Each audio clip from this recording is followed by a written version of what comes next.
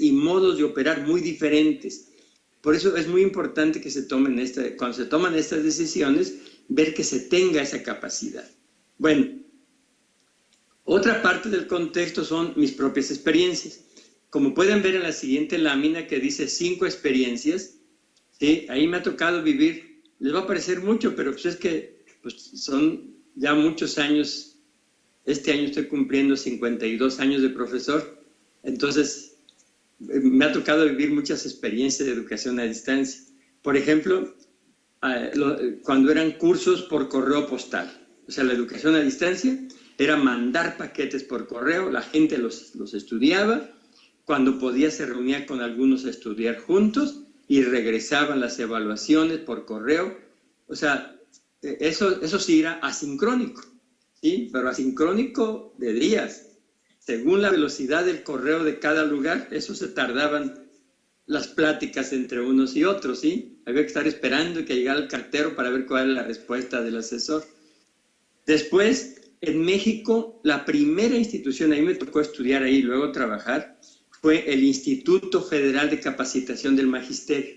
Esta se creó, fue la primera institución en México, ¿sí? Si alguna universidad les dice que fue la primera, no es cierto. O sea, en México, la primera institución dedicada a formación profesional a distancia fue el Instituto Federal de Capacitación del Magisterio, que trabajaba por correspondencia y con radios de onda corta.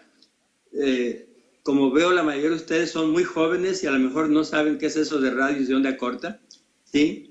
Si hay alguien que tenga como de 50 años para arriba, entonces sí se acuerda que es radio de onda corta, pero no veo a nadie. Se ven puras caras como de 40 para abajo, ¿sí? Bueno, era un sistema de radio que se podía trabajar en tiempo real. Entonces era una combinación de correo con radio. Después surgieron, se trabajó mucho en las escuelas normales formadoras de maestros y en la Universidad Pedagógica Nacional. Pero con la Universidad Pedagógica Nacional ya había surgido el fax, ya había video, ya había televisión educativa y viene toda esa nueva generación. En mi caso, la última experiencia, que fue la más larga, desde 1989 hasta el 30 de abril pasado, o sea, me correspondió cerca de 10 años ser el rector de esta universidad y además participar en la fundación. Aquí empezamos también con materiales impresos. O sea, no porque termina una etapa de estas, termina completamente. Incluso ahorita hay gente que usa correo electrónico igual como si fuera correo por correspondencia. Lo que hace son mandarse cartas por correo electrónico, pero aunque la tecnología cambia, metodológicamente no cambia. O sea, muchas veces la relación maestro-alumno, la relación con el conocimiento no cambia. O sea, como que el desarrollo de las tecnologías lleva una velocidad muy rápida, pero la docencia cambia con mucha más lentitud. Por eso son como dos carreras distintas que no siempre se emparejan. Bueno, de todo esto yo empezaría a llegar a algunas conclusiones. Una, como vemos en la tercera lámina, ¿sí? Una es que la educación a distancia se ha mezclado mucho con la educación abierta. Sí, y esto no hay que perderlo de vista porque tiene que ver con lo que decidamos. Muchas veces la educación abierta, que lo que hace es flexibilizar los procesos administrativos, y la educación a distancia, que es lo que hace acercar a la gente que participa en estos procesos, cuando se juntan tienen un gran potencial, ¿sí? Pero hay que verlas de dos maneras. Una, lo que pueden hacer para sí, para ellas mismas, y en algunos lugares vemos sistemas de educación abierta, sistemas de educación a distancia, completamente separados de lo escolarizado, pero luego también vemos lo que estas modalidades pueden hacer para la innovación y el acercamiento educativo. Entonces es muy común que las instituciones o los países que usan estas modalidades, luego los materiales y las estrategias terminan usándolas más en el sistema escolarizado. Por ejemplo, en México sucedía mucho que los manuales del estudiante que en el escolarizado no se usaban, solo a distancia, luego se incorporaron, o los cuadernos de trabajo, O, por ejemplo, las videoconferencias se empezaron a usar en la educación a distancia y ahorita se utilizan mucho más en el escolarizado que educación a distancia. Lo mismo ha pasado con los cursos en línea, con muchas de los aspectos que se hacen en la educación a distancia acaban por impactar la educación tradicional. Entonces también cuando construyan sus sistemas, si lo están construyendo, una decisión importante es esa, o sea, cómo se van a vincular las modalidades, o cada una por su lado, o van a tener manera de intercambiar o de trabajar de manera conjunta. Entonces ya tenemos que la educación abierta de distancia no solo cumple con los fines para las que fueron creadas, que casi siempre fueron de darle mayor cobertura y flexibilidad, sino que también acaban beneficiando a los otros sistemas. Por eso, como planteamos en la cuarta lámina, ¿sí? Son 15 láminas donde están estos pensamientos, ¿sí? Más que la apertura, a veces cuando hablamos de educación abierta, hablamos de apertura de calendarios, que en lugar de que sean horarios cerrados, calendarios cerrados, entonces se abren los calendarios para darle más flexibilidad, ¿sí? Y se abren los procedimientos administrativos, o sea, se hacen más flexibles, más adecuados a la gente que vive lejos o que tiene que trabajar. Entonces las asesorías se hacen en las horas que la gente no trabaja. Incluso es muy común que los servidores para la educación a distancia, cuando se llenan, son los viernes en la noche, los sábados, o sea, en los momentos que la gente no trabaja. Pero decíamos que más importante que esta apertura de tiempos y procedimientos administrativos es la apertura de las ideas, o sea, que la gente piense más allá del aula, que no crea que el aula es todo, o sea, el aula no es que desaparezca. Yo no soy muy partidario de las aulas, pero si van a permanecer, que sean un modo más de aprender, o sea, un espacio más de aprender, un momento más donde se aprende, pero que no limita toda la diversidad de aprender en muchos espacios, medios y modos. Por eso la importancia de esto, de abrir las ideas, los paradigmas, o sea, y los medios, los modos educativos. Por ejemplo, les voy a poner un ejemplo. Hay universidades que se organizaron como facultades hace 100 años y no se les ocurre que puedan organizarse de otra manera. O escuelas que se organizaron por grupos, en cada grupo un profesor y en cada escuela un director. Es un invento del siglo XIX, pasó todo el siglo XX y no se les ocurrió otro. O sea, son paradigmas muy cerrados. Entonces, como que hay que tener paradigmas más abiertos, con más referencias, para poder construir un modelo diferente. Y también cuando hablamos de la distancia, como está en la siguiente pantalla, en la 5, ¿sí? A veces las distancias las pensamos en términos geográficos, ¿sí? Que si está lejos una ciudad de otra, ¿sí? Que si desde el Pacífico hasta el Atlántico, desde las fronteras con Costa Rica hasta las fronteras del norte, o sea, que la gente que vive en la montaña, la gente que vive en la playa, pensamos en las distancias geográficas, pero esas ya con la tecnología y los transportes pueden superarse. Realmente no son los grandes problemas. El problema sigue siendo las distancias económicas. O sea, esa diferencia entre gente exageradamente rica y exageradamente pobre, porque esto también va a determinar el acceso a la educación. Y la educación a distancia puede ser tan injusta, inequitativa y discriminatoria como la educación presencial o más. Porque toda la gente, o sea, si se desarrolla una tecnología muy avanzada, entre más avanzada, más atrás dejamos a la gente que no tiene posibilidad de acceder a la tecnología. Por eso esas distancias, como las distancias económicas, las distancias políticas, o sea, la distancia que tiene la gente en la toma de decisión, las decisiones que les afectan, y las distancias culturales, los diferentes idiomas, las diferentes concepciones del mundo, esas son realmente las barreras difíciles. Ahora, si ya las juntamos, habría que ver estas dos modalidades, la educación abierta y a distancia, como respuestas que responden a la diversidad de condiciones de vida y para el estudio. Esto es muy importante. Los sistemas escolarizados han dejado mucha gente fuera por su tendencia a la homogenización. O sea, que todo el mundo aprenda lo mismo, al mismo tiempo, del mismo modo, en el mismo lugar y al mismo tiempo. ¿Sí? Así está a la gente que dirige los sistemas educativos, lo que le gusta es que todo sea igual porque eso se le facilita. A ver, que todos los niños estén a las 9 y a esta hora en ese lugar y que están aprendiendo esto de lo mismo y los voy a evaluar a todos del mismo modo. O sea, eso ha hecho que mucha gente quede fuera. Si la educación a distancia hace lo mismo, con los horarios, con los tiempos, con los modos, pues entonces no es una respuesta. No es una respuesta para la equidad, para la diversidad.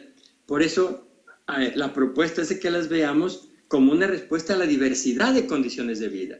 No es lo mismo la educación a distancia para la gente que vive en Managua, en el centro de la ciudad, que para la gente que vive en la selva, ¿sí? O para la gente que vive en una ciudad y la gente que vive en un caserío de 3, 4 o 5 casas. O sea, la educación a distancia es distinta, aunque, vamos a suponer, si yo estoy formando un trabajador social, un administrador, el perfil debe ser el mismo, el de egreso, porque la sociedad necesita a esa persona capaz, pero las condiciones en que va a estudiar, por lo tanto la gestión del currículum, aunque el perfil deseable de ese currículum sea el mismo, la manera que lo vamos a gestionar y la manera en que lo vamos a trabajar es diferente, porque son diferentes las condiciones de vida de la gente. Ahora, cuando quieran preguntar algo, no esperen que yo termine. Ahorita apenas llevo 6 de estas ideas, ¿sí? No sé si alguien quisiera preguntar algo o continúo.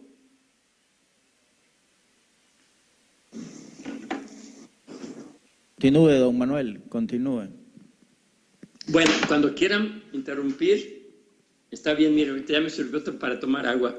Bueno, ahora, dentro de toda esta diversidad, ¿qué hay que cuidar? Esa es la séptima lámina. Por ejemplo, claridad en para qué la educación a distancia. Parece una pregunta muy tonta, pero hay mucha gente que mete la educación a distancia nada más porque todo el mundo la está haciendo, pero no sabe ni para qué. Por ejemplo, ¿es para aumentar la cobertura? ¿Es para tener más estudiantes?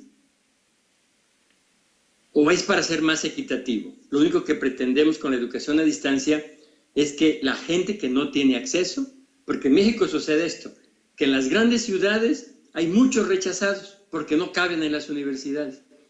Pero en el medio rural todos entran, pero las universidades no tienen posibilidad de atenderlos.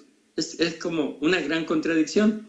Entonces, por ejemplo, acá a veces nos presenta el problema, porque a mí cuando estaba de rector me decían, oye, pero es que tú gastas más en atender 10 indígenas en la sierra que lo que nosotros gastamos en atender 100 en Guadalajara. Y sí, pero ¿cuál es el propósito? Si el propósito es la cobertura, bueno, pues les ofrezco ahí donde hay muchos. Pero si el propósito es la equidad y es una educación más equitativa, entonces hay que pagar. O sea, pagar las inequidades de las políticas educativas injustas cuesta. Entonces, para mí era más rentable, podemos decir, gastar más en atender unos pocos indígenas en la montaña, porque para ellos es la única oportunidad. Si no hay educación a distancia, no hay otra. En cambio, la gente de la ciudad tiene muchas oportunidades. O sea, son preguntas que, aunque parece muy simple el para qué, debemos tener muy claro. ¿O es para aumentar la calidad? O sea, la misma gente que ya está recibiendo educación presencial, además la voy a atender en línea. O sea, esos muchachos con los que voy diario a la universidad, además monto el curso en línea y tengo todo el grupo en un WhatsApp para una comunicación permanente y los apoyo con materiales. Entonces ahí la finalidad es hacia la calidad. O sea, todos los fines son justos y son valiosos, pero hay que tener claro para qué lo estamos haciendo. Ahora, o es para vincularlo más con el campo de trabajo, porque así los estudiantes pueden en un momento ir a la universidad, en el otro ir a la empresa y en el otro estudiar en línea. O sea, como que eso hay que tenerlo muy claro. El otro es la orientación social. Y ya lo mencionábamos, ¿a qué sector social queremos beneficiar? Porque hay universidades a distancia que atienden solo a un sector privilegiado que es el que paga. Y la educación a distancia puede ser un gran negocio. Y de hecho, hay muchas universidades, sobre todo las norteamericanas y las españolas, que son abiertas. Para ellos lo importante es el negocio. Entonces, el sector social que les interesa es el que puede pagar. Ahora, ¿cuáles son los propósitos educativos en relación a qué tipo de formación? Si es para la participación ciudadana, para la economía, para la salud, y de acuerdo a eso, ¿cuál es el modelo académico que voy a preferir? Y de acuerdo al modelo académico, ¿cuál es la organización más adecuada? En ese orden, no primero crear la estructura burocrática y luego el modelo académico, no, primero el modelo académico y luego cuál es la organización adecuada. Y la tecnología después, porque hay gente que compra montones de aparatos y después no sabe qué hacer con ellos. O sea, debe ser al contrario, primero tener claro el ideal educativo, cuál es el modelo académico apropiado a ese ideal educativo, cuál es el modelo de organización más pertinente y cuál es la tecnología que voy a utilizar. Al último puse lo de seguridad económica, pero luego lo trato en esta lámina porque hay gente que cree que la educación a distancia es más barata. No necesariamente es más barata. O sea, el gasto es diferente. Y si los utilizamos bien, puede resultar más económica que la educación presencial. Pero también hay modelos de educación a distancia que son mucho más caros que el presencial. Ahora, en eso hay que ver en qué se diferencia de la presencial, cuáles son las peculiaridades. ¿Por qué hablamos de un modelo académico diferente? Ojo, puede ser el mismo modelo educativo. Por ejemplo, en México la Constitución habla de un modelo educativo que dice de la democracia como una forma de vida. No es que lo sigan los que hicieron la Constitución, pero sí dice en la Constitución. Dice, la democracia como una forma de vida, el desarrollo armónico de las facultades del ser humano. O sea, es una serie de principios educativos que tienen que ver con la fundamentación filosófica, la orientación social, las bases científicas. Y modelo académico es cómo ese ideal educativo lo metemos en la organización académica. Ahora, para esto es muy importante tener en cuenta las peculiaridades de la educación a distancia. Por ejemplo, ¿qué promete la educación a distancia? Promete más flexibilidad, promete autodidactismo, autogestión, cobertura. Entonces, eso hay que tomarlo en cuenta. Lo otro, la heterogeneidad de sus participantes. En los modelos tradicionales, por ejemplo, si yo tengo alumnos de secundaria, pues en México todos van a tener entre 12 y 15 años de edad. En el bachillerato van a terminar de 18 años de edad todos y generalmente son del mismo lugar, de culturas semejantes, aunque también se da la diversidad de persona a persona. Pero en educación a distancia, nosotros tenemos en la universidad estudiantes desde 15 hasta 80 años, gente que vive en la ciudad, gente que es migrante, deportistas que andan por todo el mundo y que solo con la educación a distancia pueden continuar sus estudios, personas inválidas, personas que no pueden moverse, o sea, personas que viven en el desierto, la selva, la ciudad, personas que apenas hablan un poco de español, porque en México hay más de 60 lenguas indígenas. Entonces, esta diversidad hay que tomarla muy en cuenta, o sea, cuando estamos pensando en un modelo académico. Otro aspecto, bueno, derivado de eso, que debe haber un modelo académico apropiado para atender esta diversidad. Y repito lo que antes decía, una estructura adecuada a lo académico y también tener en cuenta que va a haber un gasto diverso al modelo áulico. Esto es bien importante. Cuando uno, yo no sé si a ustedes les sucede, pero cuando uno va a solicitar, como la Universidad de Guadalajara, como la de ustedes, es una universidad pública. Ya que están tomando fotos, José Antonio, me lo mandas al WhatsApp para presumir que estuve con ustedes. ¿Sí? Bueno, perdón por el paréntesis. Miren, les voy a poner un ejemplo. Cuando uno va a solicitar dinero al ministerio para educación a distancia, a veces no entienden que el gasto es diferente. Por ejemplo, nosotros gastamos más que el sistema presencial en diseño y producción de cursos. Ahí gastamos más que todos. Y a veces por eso nos critican que gastamos mucho dinero en eso. Pero a cambio porque en la educación presencial muchas veces no se gasta en diseñar y producir cursos. Porque hay profesores que pueden dar todo un curso sin usar ni la pizarra. De pura saliva, de puro hablar. A veces hay profesores que se echan todo un curso, ¿no? Y hasta la evaluación la hacen a pura plática. Entonces no necesitan producir cursos y no gastan nada en producir cursos. Y en educación a distancia no se puede si no tenemos los cursos diseñados, producidos, montados con recursos. Entonces ahí se gasta más. Pero en cambio, en energía eléctrica, de las 17 entidades académicas de la Universidad de Guadalajara, nosotros no gastamos ni el 5% de lo que gastan ellos en electricidad. En baños, en jardines, en aulas, en estacionamientos, ni siquiera en tecnología.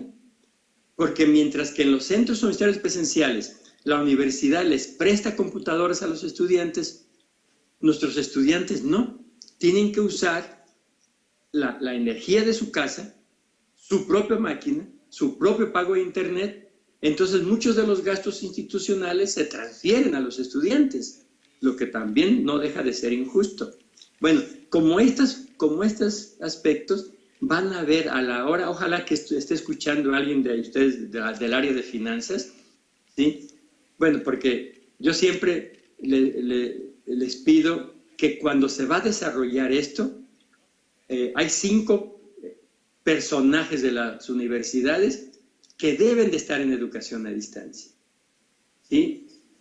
Bueno, en primer lugar, los académicos, el personal académico, pero también del área administrativa debe de estar el responsable del dinero, que le llaman el de finanzas o el tesorero, según como le llamen, el responsable de recursos humanos, o sea, del personal docente, el que se encarga de contrataciones y el que decide cómo se le va a contratar, cómo se va a evaluar el desempeño de los profesores, el de control de los estudiantes, de control escolar, el que lleva todo esto, y el abogado, no sé ya cómo le llaman, acá se llama el abogado general de la universidad, en otras partes se llama director del departamento jurídico, pero el que se encarga de las normas y todo, porque si ellos no ayudan, si no participan en esto, difícilmente, o sea, a mí me ha tocado ver muchas universidades con unos proyectos académicos maravillosos, pero si el de control escolar no entiende y el de control de los profesores no entiende que acá no se trata de firmar todos los días entrada y salida y de nombrar lista, bueno, todas esas prácticas, eso no quiere decir que no se controle el desempeño docente. En educación a distancia hay otros mecanismos, hay otros sistemas. Por eso es muy importante que esté todo el personal en esto. Bueno, y la pertinencia tecnológica. Ahora, para esto, yo me quisiera centrar un poco más en el modelo académico. Y el modelo académico, que puede tener muchos adjetivos, yo le pondría uno sobre todo, un modelo apropiado. Y apropiado en 2 sentidos. Que sea el adecuado, que sea el pertinente, que sea el modelo especial para los propósitos educativos que tenemos, y apropiado en el sentido de apropiarse de él, que lo sientan de ustedes. O sea, que la gente participe en esa construcción para que lo sienta suyo. Lo malo de los modelos copiados, de que alguien dice, esta Universidad Española es un éxito, vamos a copiarle su modelo. Eso es lo peor que se puede hacer, porque es trabajar con un modelo así como enajenante, alienado.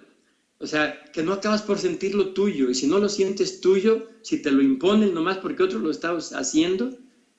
Yo por eso cuando hablan del modelo de la universidad nuestra, digo, ni se les ocurre copiarlo, porque no, o sea, cada quien tiene que hacer su propio modelo para que sea adecuado a su contexto y para que lo sientan suyo. Eso es muy importante. Bueno, y otro aspecto, la calidad.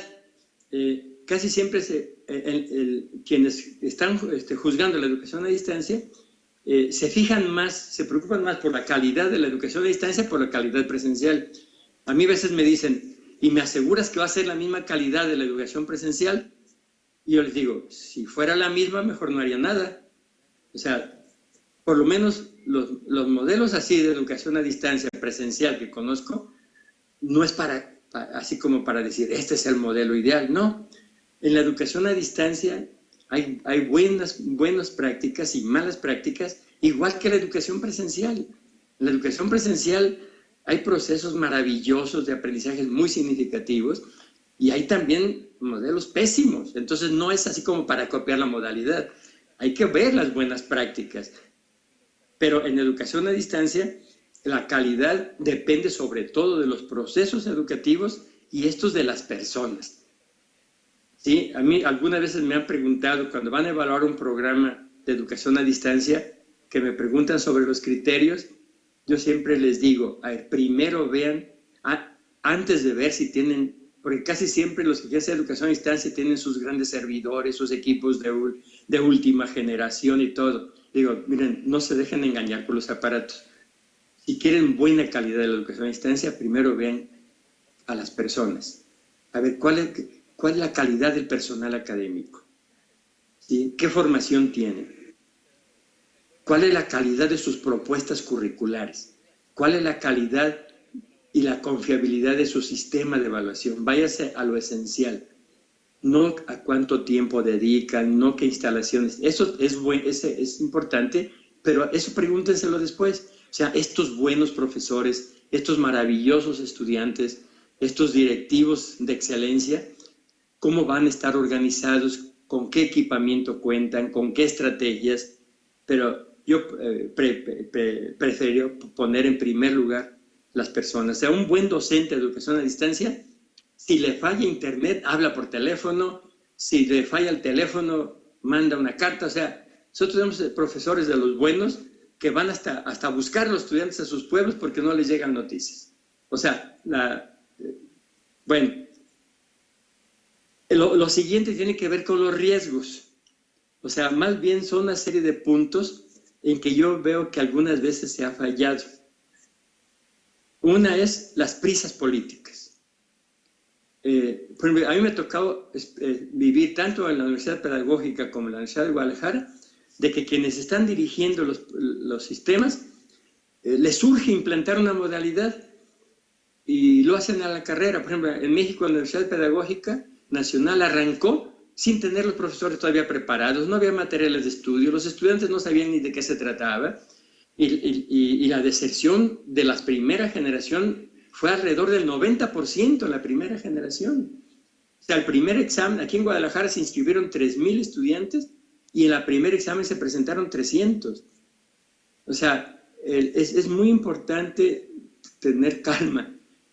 Por ejemplo, yo he visto que las carreras que nos llevaron más tiempos, como la nivelación de enfermería, de trabajo social, la de profesores de inglés, la de nivelación de artes, esas siguen siendo desde hace 20 años carreras a distancia muy consolidadas porque se pusieron muy bien las bases.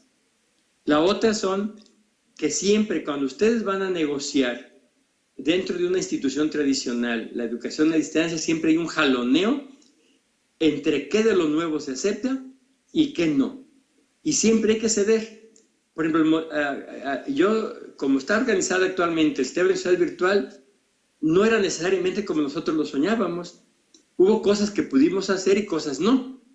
Pero para que nos aceptaran, por ejemplo, la docencia en línea, tuvimos que aceptar que el profesor firmara al menos la nómina, ¿no? O sea, a cada concesión que hacíamos o nos hacían para hacer más flexible el sistema, en otras no cedíamos. Pero no hay que ceder en lo esencial, porque si no acaba por escolarizarse de nuevo. A mí me ha tocado ver experiencias de sistemas que nacen a distancia y después por los miedos empiezan a nombrar lista, empiezan a formar grupos, empiezan a tener más sesiones presenciales de las que se necesitan y acaban por regresar a la escolarización. Ahora, otra cosa tiene que ver con lo que decíamos el primero, la educación a distancia como una respuesta sin pregunta. O sea, que no responde a nada. O sea, nada más se lanzó la educación a distancia, pero no había para qué. Otra es en creer que la educación a distancia son solo cursos en línea. Entonces dice, ah, qué fácil, yo ya sé hacer un curso en línea, yo ya tomé un curso en línea, ya sé cómo hacerlo, sí lo hacemos, pero no, es mucho más que eso.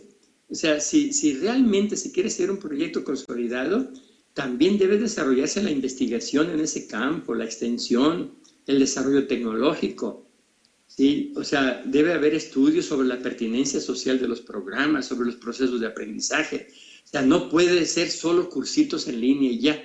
Necesita toda una base académica, sobre todo basada en la investigación y en los estudios de pertinencia y de viabilidad, y compartirlo con la comunidad. O sea, no necesariamente la educación a distancia son licenciaturas.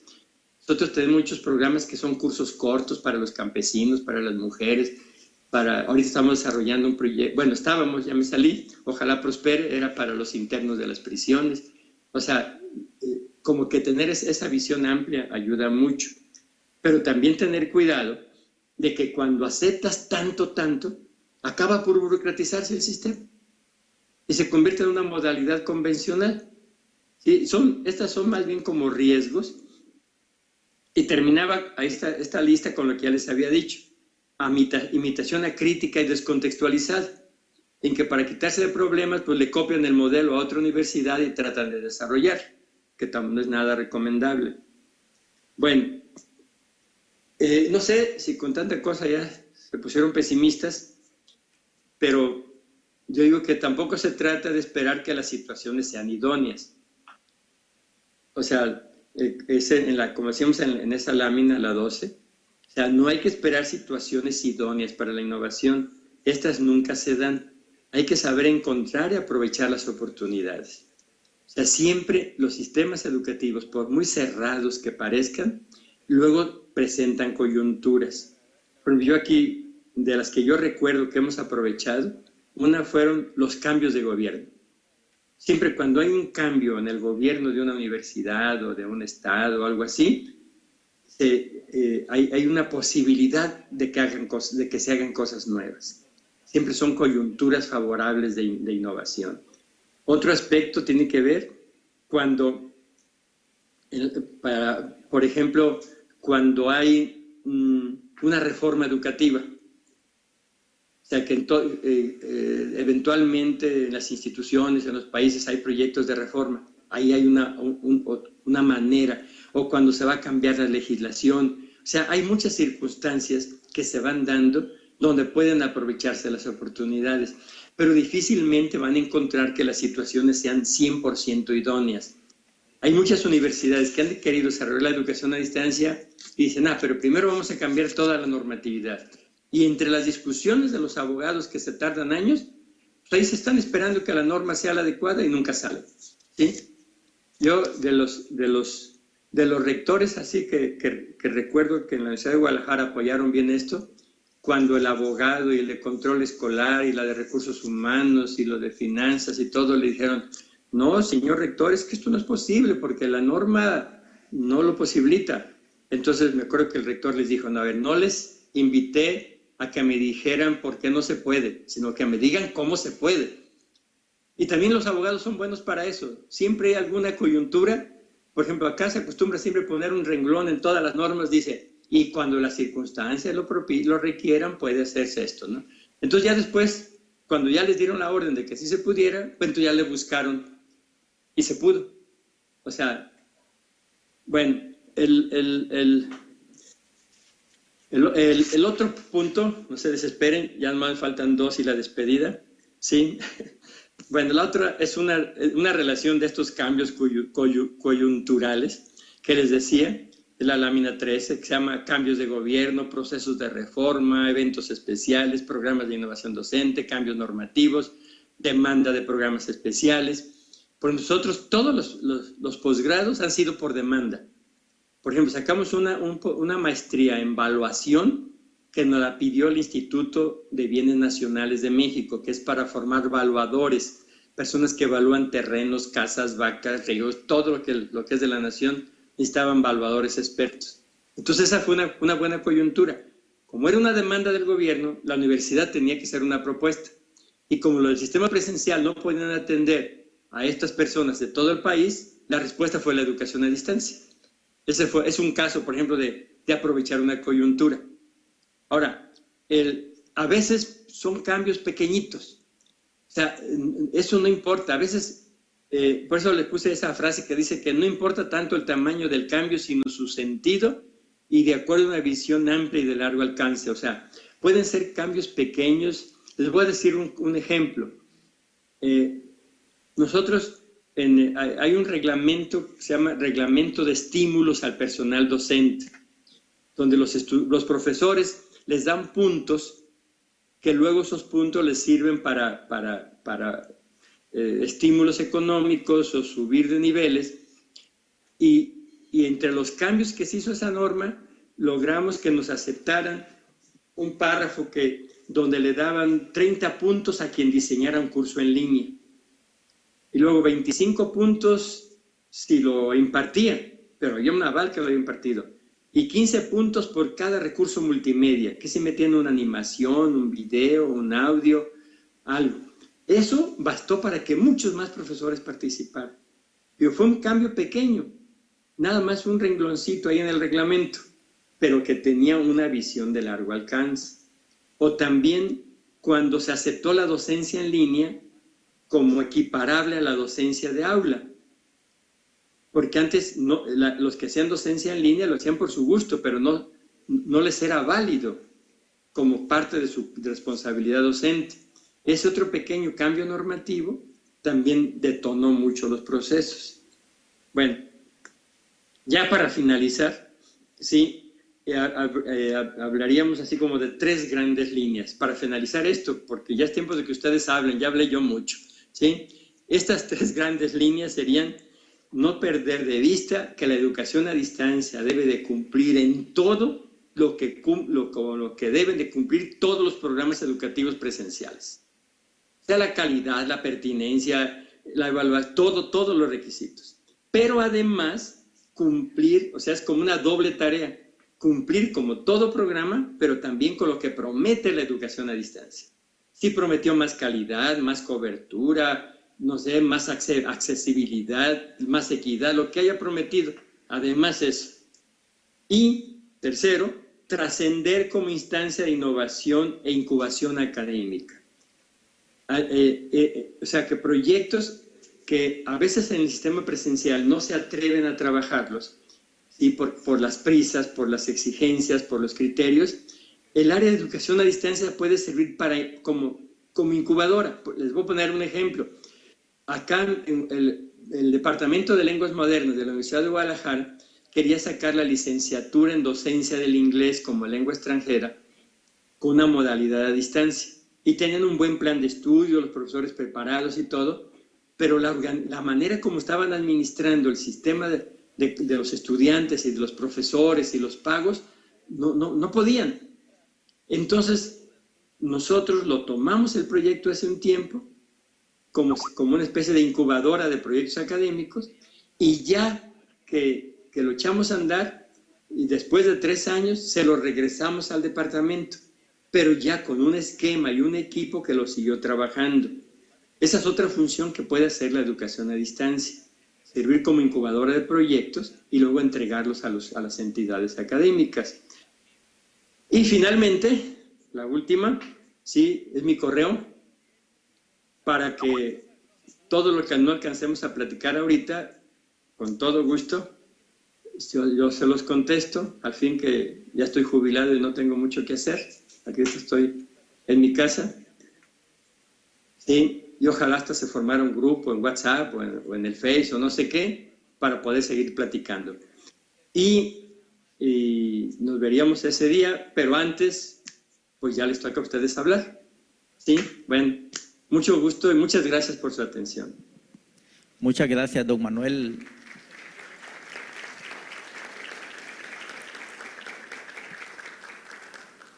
Ya tenemos varias preguntas. Le pasamos el teléfono,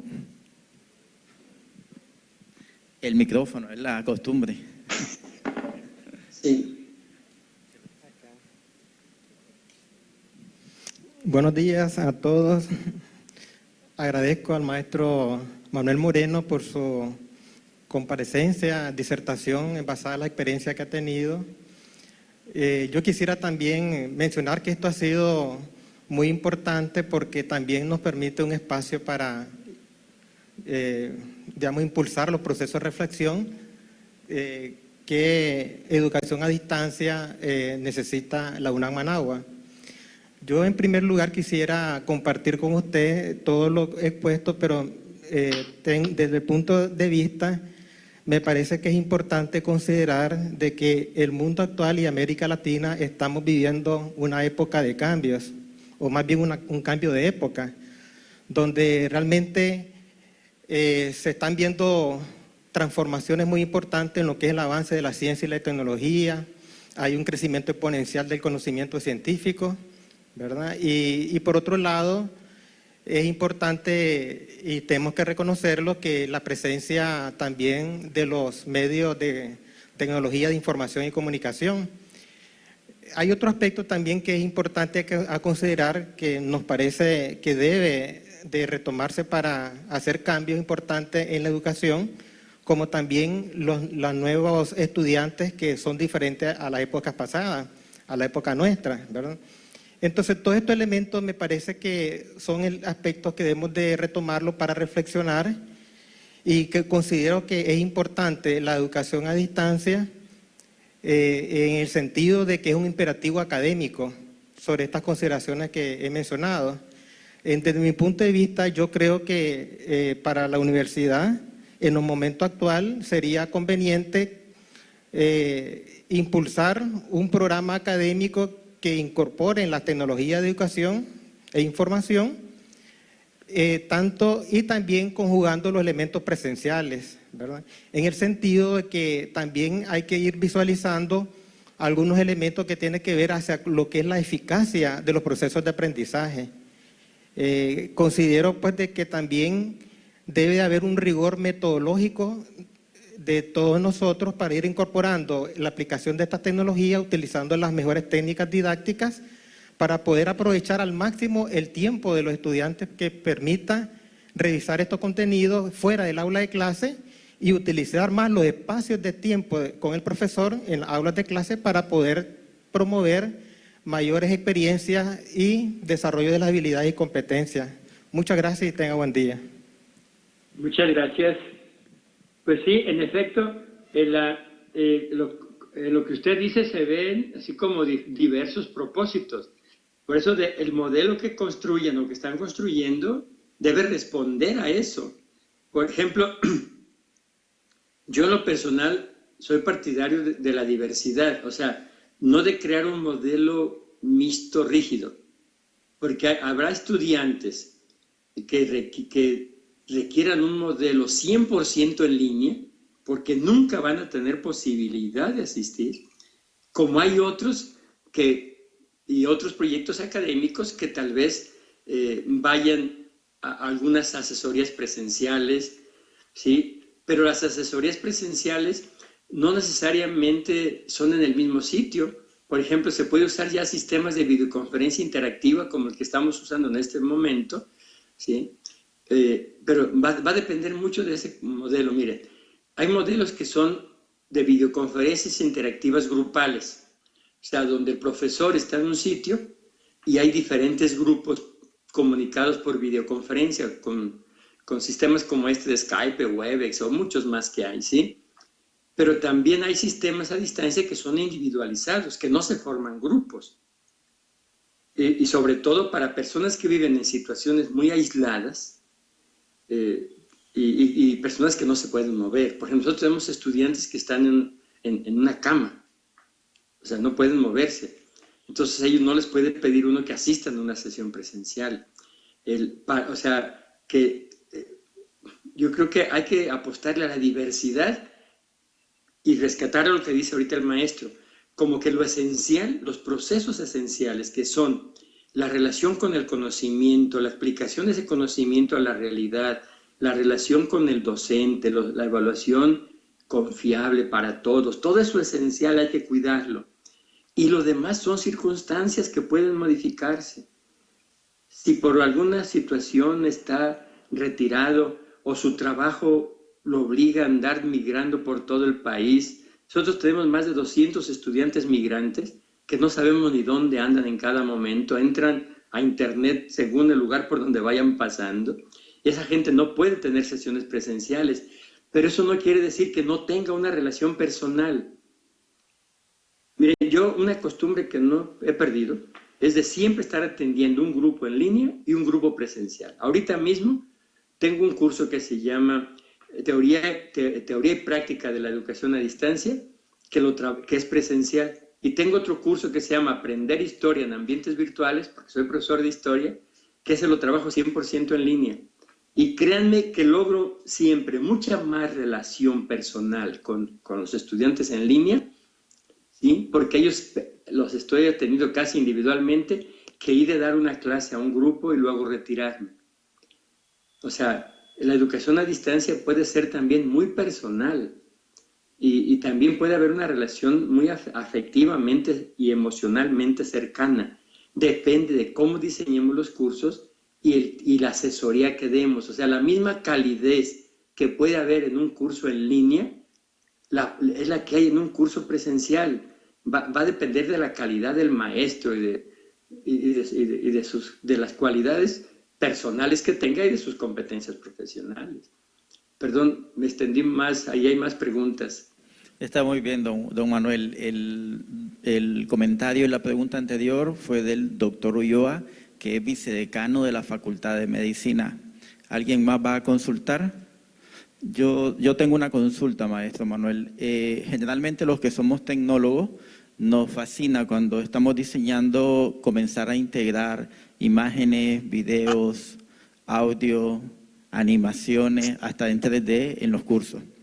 Eso, ya pensándolo un poco, cuando nosotros miramos que nuestra población objetivo está en el campo donde las conexiones son muy paupérrimas, eso causaría un problema. ¿Ustedes han tenido alguna experiencia respecto a eso y cómo lo resolvieron? Sí, miren, bueno, antes, qué bueno que me dice que es decano de la Facultad de Medicina. En nuestra universidad, en el área de salud, es una de las áreas que más se ha desarrollado la educación a distancia. Por ejemplo, la nivelación de las enfermeras. Y se hacen programas donde toda la parte teórica se trabaja en línea, pero se hacen convenios con hospitales y centros de salud para las prácticas. Y las enfermeras van rotando, de repente están un tiempo en el área de pediatría o atención al público o en la parte de la administrativa. Y también sacaron otra maestría en salud pública, otra en salud del adolescente. O sea, han trabajado varios programas y también tienen un programa para atender a los estudiantes que están haciendo su internado en los hospitales, para un programa en línea para no perder el contacto. O sea, el área de la salud es una de las áreas donde se puede aplicar mucho lo de la educación a distancia. Ahora, la otra pregunta, esta es muy importante, es lo que les decía. A veces, si nosotros hacemos un curso con mucha carga de multimedia, que los vuelve muy pesados, como dicen los tecnólogos, entonces resulta que las personas que tienen un acceso muy limitado a Internet no los pueden bajar. Hay veces que no pueden ni desplegar la página del curso. Hay gente que todavía tiene un acceso de 128K o menos. Ya la mayoría tienen por lo menos 2 megas, pero para bajar un material muy pesado duran horas. A nosotros nos sucedió un día que una estudiante estaba muy contenta porque había podido bajar un libro de internet, que lo puso a descargar cuando se fue a dormir y en la mañana ya había descargado el libro. O sea, para ella era un gran avance, porque antes tardaba 3 días en venir a Guadalajara y comprar el libro y regresarse a su pueblo. Pero para que se den una idea de estas brechas, o sea, nosotros podríamos tener una brecha entre quienes tienen acceso a las tecnologías y quienes no tienen acceso.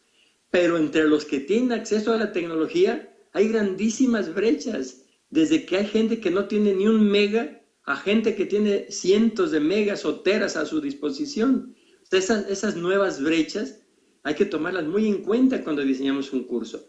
En relación con la pregunta, ahorita les puedo decir 2 casos. Un caso es de una comunidad indígena en donde no se puede hacer bien el sistema de videoconferencia, también por la falta de conectividad. Entonces ahí se enviaron unas personas de Guadalajara que estuvieron unas semanas allá en la comunidad indígena para ayudarles en todos los procesos de iniciación en la modalidad. Y luego se capacitó a personas de la comunidad para que ellos mismos continuaran con una asesoría presencial. Y por lo que les digo, el avance tecnológico luego deja gente fuera.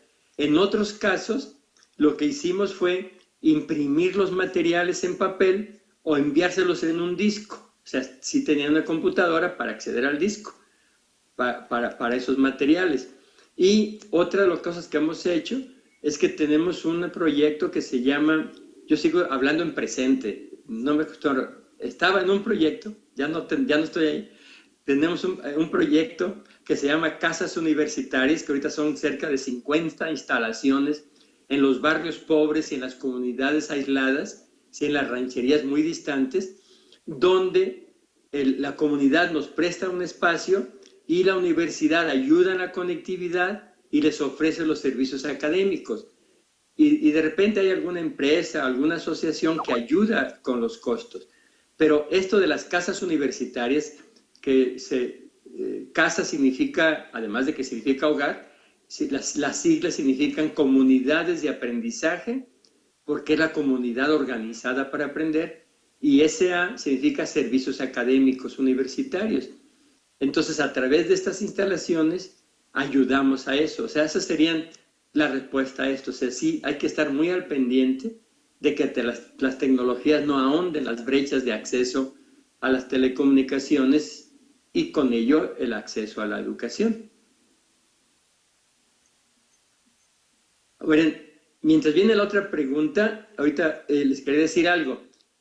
Para la reunión presencial que tendríamos, ojalá tengan muchas preguntas o se me las envían desde antes. Yo en este mes las voy recopilando y voy formando una propuesta para que las trabajemos en el taller presencial. ¿Sí? Correcto, Bueno, don Manuel. Tenemos una pregunta más. Un momentito.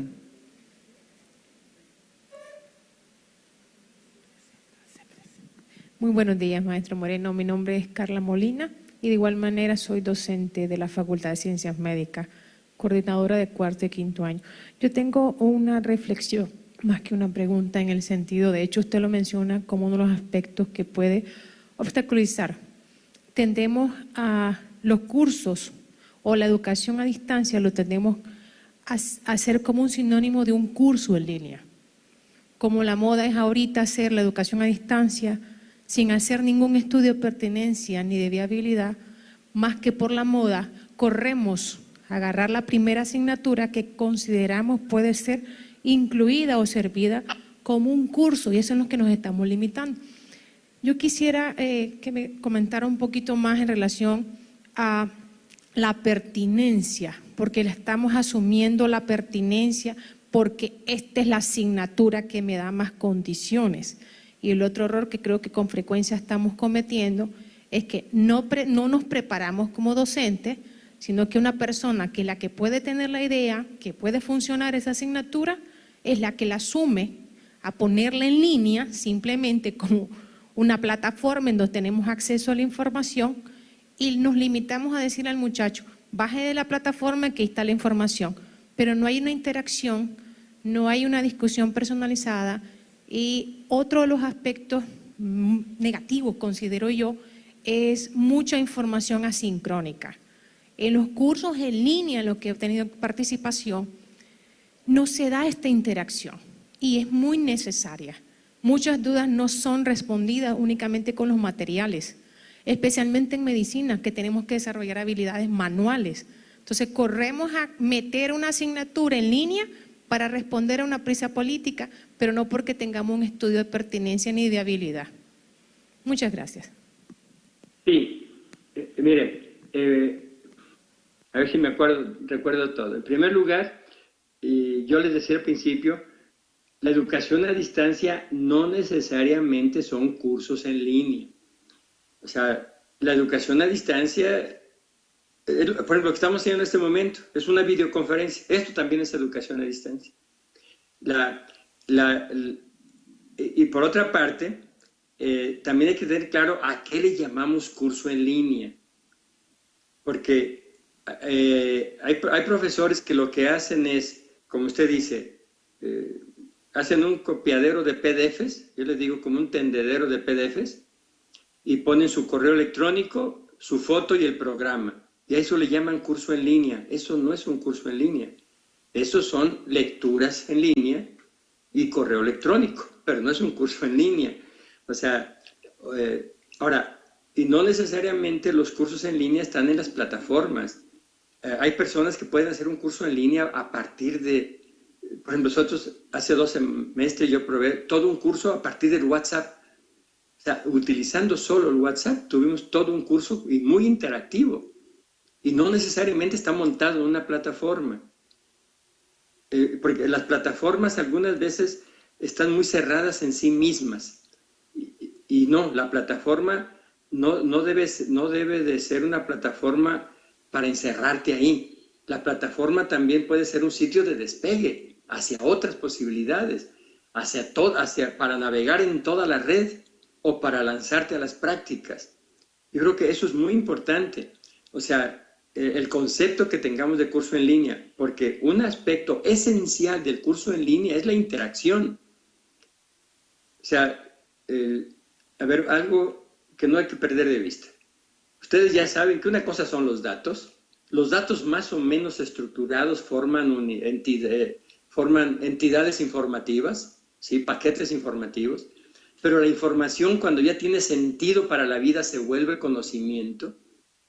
Pero este conocimiento solamente se construye en la interacción. O sea, aprendemos unos de otros, aprendemos en relación con la realidad. El conocimiento no es una cosa que podamos tomar y distribuir. Por eso ese concepto de transmitir conocimiento, por lo menos yo no estoy de acuerdo. O sea, el conocimiento no se transmite como si fuera una mercancía. El conocimiento se construye. Y cuando alguien dialoga, y cuando alguien reflexiona, y cuando alguien lleva a la práctica una idea, ahí es cuando se está creando el conocimiento. El conocimiento siempre es dinámico. Ahora, desde ese punto de vista, la maestra tiene razón, no se trata de montar cualquier cosa. O sea, casi todos los conocimientos son susceptibles de trabajarse en línea, pero tener un curso en línea no quiere decir que todo suceda en Internet, sino el curso en línea es también para lanzarnos a la práctica. Es como si estuviéramos incluso el curso en línea está incluso más cerca de la realidad que el salón de clase tradicional. Porque cuando tú estás trabajando, cuando tú andas en la calle, ya no te llevas el aula, pero sí te llevas el aparato, ¿sí? Que te permite estar en contacto con el docente, en el acceso a la información que necesitas y estar dialogando con la gente. O sea, te llevas la universidad contigo, o sea, la relación con la universidad va contigo.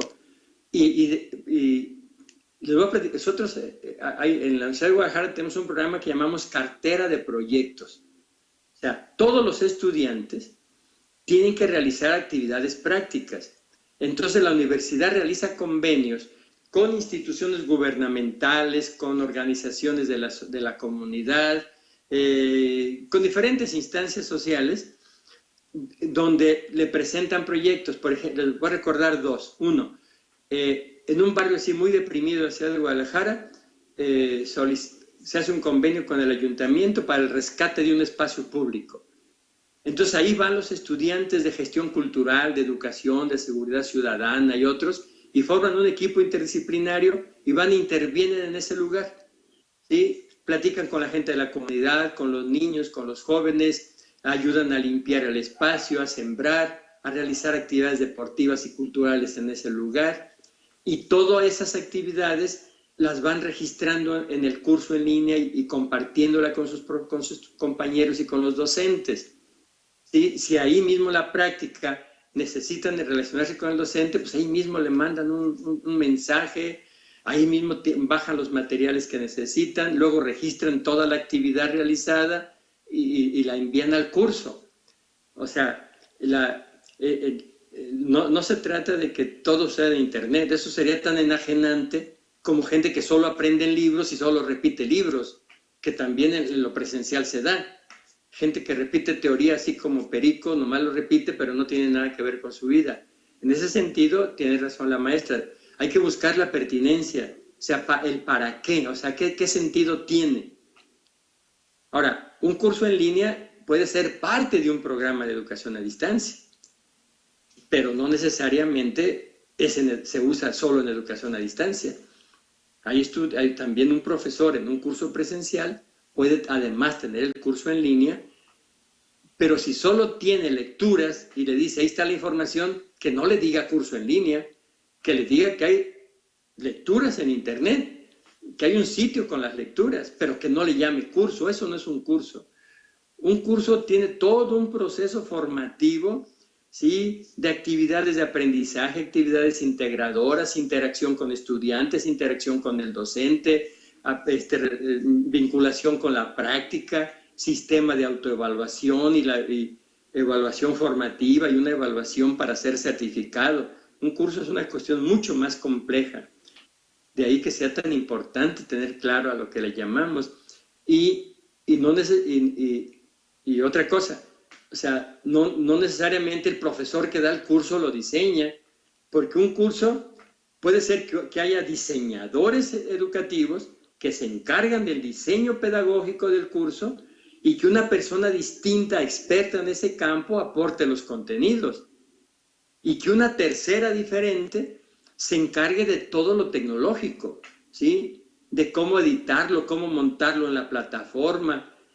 O sea, yo no digo que no haya personas que tengan todas estas cualidades, sí las hay. Hay profesores expertos en el contenido, expertos en diseño instruccional y expertos en la tecnología. Son pocos casos, pero los puede haber.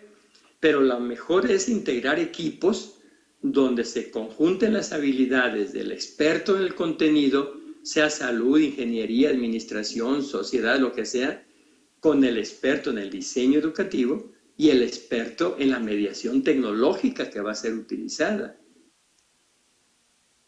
Que a veces son personas distintas y puede alguien ser profesor de un curso que no diseñó o diseñar un curso que no va a asesorar y que no va a enseñar. Pero eso depende, insisto, del modelo académico que ustedes deciden. Muchas gracias por su respuesta, don Manuel. Tenemos la palabra de nuestra señora rectora.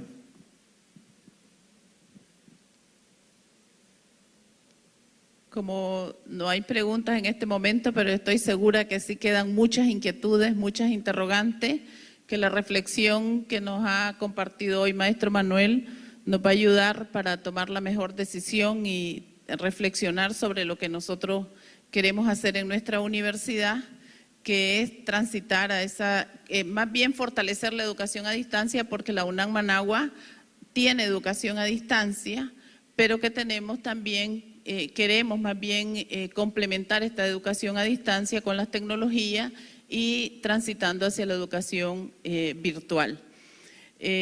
Para nosotros, como yo decía al inicio, es un gran honor tenerlo a usted compartiendo con nosotros. Y yo sé que este equipo de profesores y profesoras que están acá pues van a llevar estas reflexiones a los colectivos de cada una de las facultades, igualmente como está ocurriendo con las facultades regionales multidisciplinarias, y vamos a coordinar para su visita en el mes de junio cuando se haya resuelto la situación del pasaporte. Les comento que el maestro Manuel hoy estuviera presencial con nosotros, pero tuvimos un descuido que no nos fijamos, que Nicaragua no permite que ingresen personas con el pasaporte que tenga una vigencia de 3 meses. En Nicaragua se exigen 6 meses y tuvimos ese descuido y por eso pues el maestro Manuel ha tenido que posponer su visita para Nicaragua, que será en junio, maestro. Entonces, muy bien. Ustedes me dicen qué días, esa semana del 20 al 24, los 3 días que ustedes me digan. Sí. Perfecto, porque entonces ya queremos nosotros trabajar con él en el sentido de profundizar en estas reflexiones. Nosotros ya tenemos pues al maestro Medal, que va a estar facilitándonos estos procesos con un equipo de profesores, pero queremos que tomemos la mejor decisión porque sabemos que queremos hacer cosas, como señalaba la doctora Molina, pero que todavía no sabemos cómo, y eso es lo que queremos aprender. Cómo hacer, cómo utilizar mejor las tecnologías. Maestro Manuel, nuestro agradecimiento, saludo en nombre de todos los profesores, de todo nuestro equipo, vamos a estar en contacto, vamos a enviarles las fotos por WhatsApp y esperamos pues estar conectados. Muchas gracias, maestro.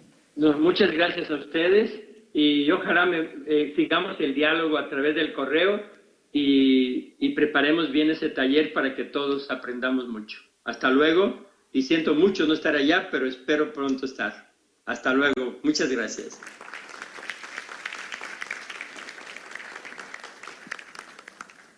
Muchas gracias, don Manuel. Cerramos transmisión en unos minutos, don Manuel. Muchas gracias. Muchas gracias a todos por su asistencia, ¿verdad?